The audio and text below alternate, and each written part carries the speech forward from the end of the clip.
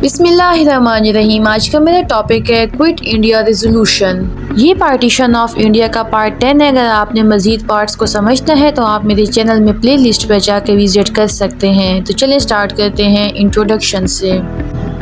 In August 1942, Congress started the Quit India movement, asking for a big changes that the British didn't like. For example, immediate independence of India. It was the most serious challenge to their rule since Indian rebellion in 1857. The British, already busy with the war, quickly arrested the Congress leaders and kept them in jail until 1945. इसमें ये कहा जा रहा है कि जो quit India movement है ये एक ऐसी मूवमेंट थी जो कि ब्रिटिश के लिए बहुत बड़ा चैलेंज थी। और इस ब्रिटिश में आप कह सकते हैं कि जो कांग्रेस था वो इमीडिएट इंडिपेंडेंस ऑफ इंडिया मांगता था, जिसका मतलब ये है कि ब्रिटिश जल्दी से ही इंडिया को फारिग कर दे, इंडिया से चला जाए और इंडिया को आज़ादी दे दे।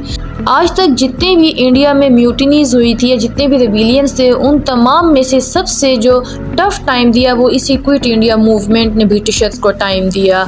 इसके अलावा क्योंकि ब्रिटिशर्स वर्ल्ड वॉर 2 में मसरूफ़ थे तो उनके ऊपर बहुत ज़्यादा प्रेशर था वॉर की वजह से, और उन्होंने फिर जितने भी क्विट इंडिया मूवमेंट के बंदे थे जो इस चीज़ को सपोर्ट करते थे, उन्होंने उन तमाम को पकड़कर जेल कर दिया और उनको 1945 तक उनको जेल में ही रखा।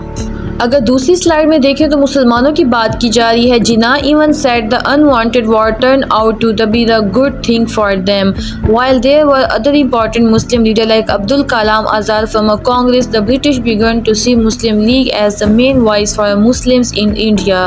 The League demands for Pakistan set them against the both British and Congress.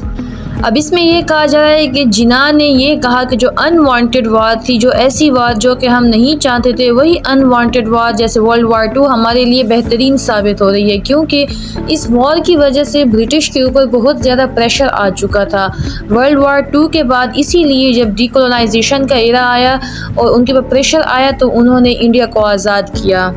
तो उस वक्त जो मुस्लिम लीग थी वो इस तरह से थी कि वो मुसलमानों के राइट्स की बात करती थी और मुसलमानों के लिए कलेक्ट टेरिटरी की डिमांड भी मुस्लिम लीग ने उस वक्त रखी जब उनके सर पर बहुत प्रेशर था ब्रिटिशर्स के वॉर का। तो ये जो पाकिस्तान की डिमांड थी ये ब्रिटिश के भी अगेंस्ट थी और कांग्रेस के भी अगेंस्ट थी कि टेरिटरी को डिवाइड किया जाए। तो इन शॉर्ट ये जो क्विट इंडिया मूवमेंट है, ये क्विट इंडिया मूवमेंट मैं आपको बता चुकी हूँ क्लियरली इन सिंपल वर्ड्स कि ऐसी मूवमेंट जो कि इमीडिएट इंडिपेंडेंस चाहती थी ब्रिटिशर्स से, चाहे वो कांग्रेस थी या मुस्लिम लीग थी, वो इमीडिएट इंडिपेंडेंस चाहते थे ताकि फ़ौरन से ही जो अंग्रेज़ हैं, ब्रिटिशर्स हैं, वो इंडिया छोड़कर चले जाएँ।